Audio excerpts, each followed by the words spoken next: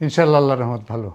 আচ্ছা, আমরা শুনলাম যে আপনি এই 65 বছর বয়সে আমাদের হচ্ছে এই 25 বছরের হচ্ছে যে আপু তাকে বিয়ে করছেন, আসলে কিভাবে করলেন একটু ঘটনাটা জানতে চাচ্ছিলাম। এটা ফ্যামিলির মাধ্যমে, আলোচনার মাধ্যমে বিয়েটা আচ্ছা আচ্ছা। হয়েছে। তো মানে আপনার ফ্যামিলিগত দিক থেকে হয়েছে কিনা একটু জানাবেন।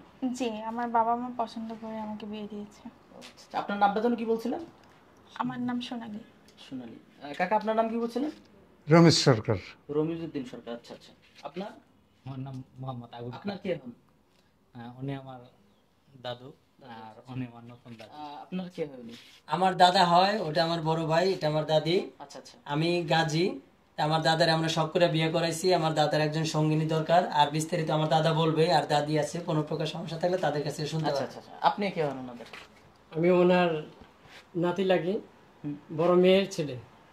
আচ্ছা আচ্ছা আচ্ছা। ছেলে তো এখন বিষয়টা হচ্ছে, আপনি যেহেতু অলরেডি বিয়ে করে ফেলছেন, এখানে তো কিছু বলার নাই, তবে আমি শুধু একটা কথা বলতেছি, আপনি যে বিয়ে করলেন মানে তাকে কি দেখে ভালো লাগলো, বা আপনি আগে বিয়ে করছিলেন কিনা, বা আপনি আসলে কেন করলেন, একটু একটু জানতে চাচ্ছিলাম।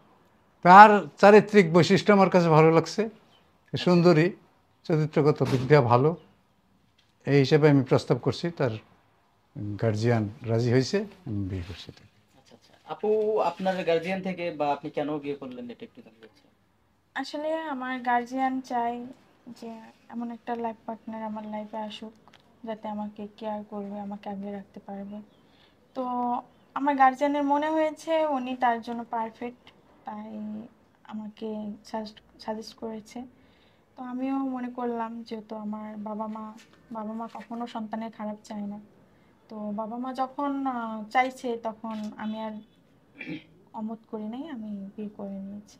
আচ্ছা আচ্ছা। আপু, আপনার আগে বিয়ে হয়েছিল কিনা, বা যদি কিছু মনে না করেন আর কি। জি, আমার বিয়ে হয়েছিল, আমার একটা মেয়ে আছে। তো সত্য কথা বলতে, আমার সেই মেয়ের ভবিষ্যতের কথা চিন্তা করে আমি আবার বিয়েটা করেছি। আচ্ছা আচ্ছা। কাকার কয় ছেলে মেয়ে? আমার 2 ছেলে 1 মেয়ে। দুই ছেলে এক মেয়ে। তারা কি কোনো বাধা বিপত্তি করেনি? বাধা বিপত্তি করে নাই। একটু হয়েছে। বাধা বিপত্তি একটু এটা, কোনো পোলাপানি সন্তান কি চায় যে বাপে আর একটা বিয়ে করুক, আচ্ছা আচ্ছা। তারপরে তারা মাইনা নিছে, কারণ আমার স্ত্রী 10-12 বছর আগে মারা গেছে, ছেলেরা 2 জন থাকে বিদেশে, মেয়ে বিয়ে দিয়ে দিছি, মেয়ের ঘরে নাতি নাতকুর হয়ে গেছে। তো এখন আমি একলা নিঃসঙ্গ জীবনযাপন করতেছি, তাই আমার একটা সঙ্গিনী দরকার, আমার সেবা যত্নের লোকের দরকার এই বয়সে, এই জন্য আমার একটা বিয়ে করতে হয়েছে। আচ্ছা আচ্ছা আচ্ছা। তো ভাই, বিষয় হচ্ছে যে মানে আপনারা কোন চোখে দেখতেছেন বিষয়টা আসলে? আসলে বিষয়টা হচ্ছে, আমরা তো অনেক সময় বিভিন্ন কাজে ঢাকায় থাকি। আচ্ছা তো সেক্ষেত্রে দেখা যাচ্ছে যে আমার দাদুর পাশে আমরা থাকতে পারি না, সময় দিতে পারি না। তো একটা সময় মানে আমার দাদুর যে কষ্টটা, এটা আমরা একটা ফিল করতে পারি।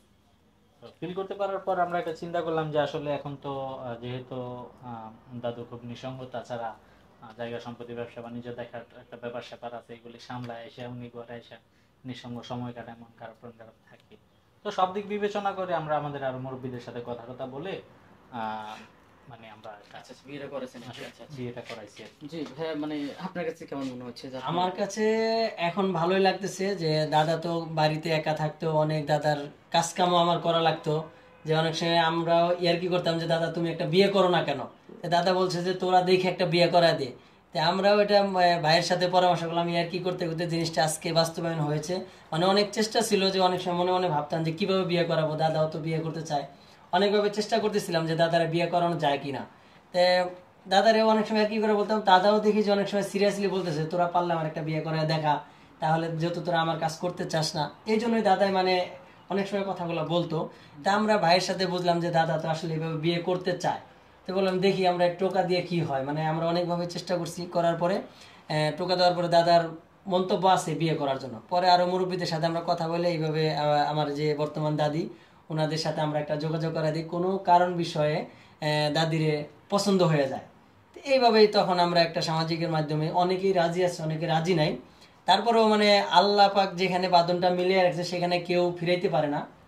আল্লাহর রহমতে জিনিসটা হয়ে গেছে, বিয়ে দাদার সাথে দাদির বিয়েটা হয়ে গেছে অলরেডি, আল্লাহ পাক চাইছে বিদায়, এটাই এখন আমরা খুশি। আচ্ছা আচ্ছা।